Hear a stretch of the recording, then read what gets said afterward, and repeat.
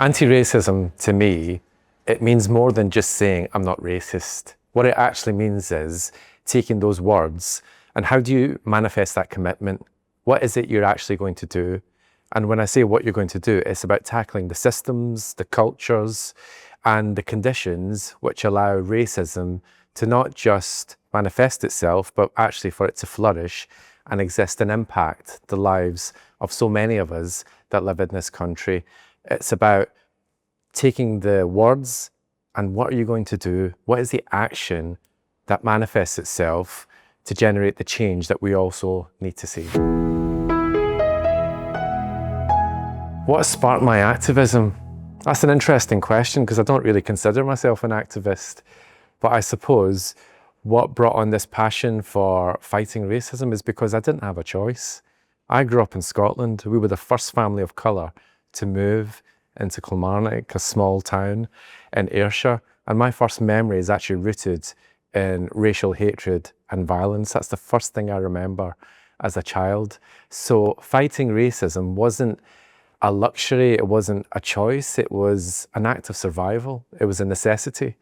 And when I grew up, that was about physical survival sometimes, as much as it was emotional. And then as I progressed in my career, I realized that that fight changed and it became a bedrock of my career. And whatever opportunities I got, and with the increased seniority I got, I used that to my advantage to try and do something about these things that we see time and time again. But what was the personal agency I was going to affect in response to that? So later in my life, when I got the gift of seniority, I did as much as I could around this agenda. My anti-racist heroes, two people spring to mind. First one is my dad. My dad had the biggest impact on me as an individual. He came to this country, stereotypical tale, with £1 in his pocket in 1969. But his anti-racism was built through compassion and kindness.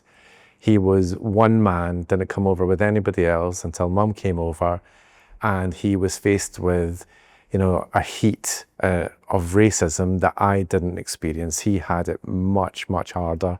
And the way he won people over was with the quality of his character and his kindness and his faith. And that made a lasting impression on me.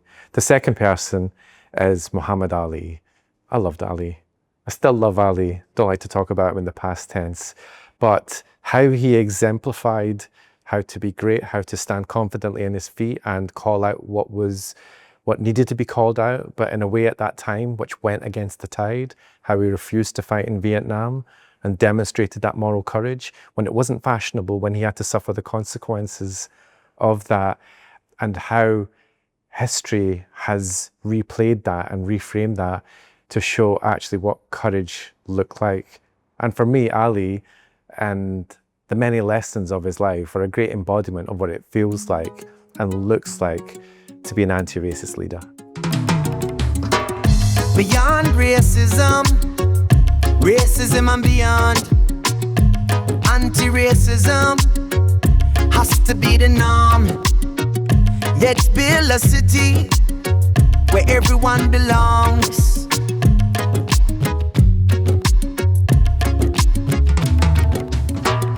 Beyond racism, racism and beyond, anti-racism has to be the norm. A world of understanding, that's what we crave.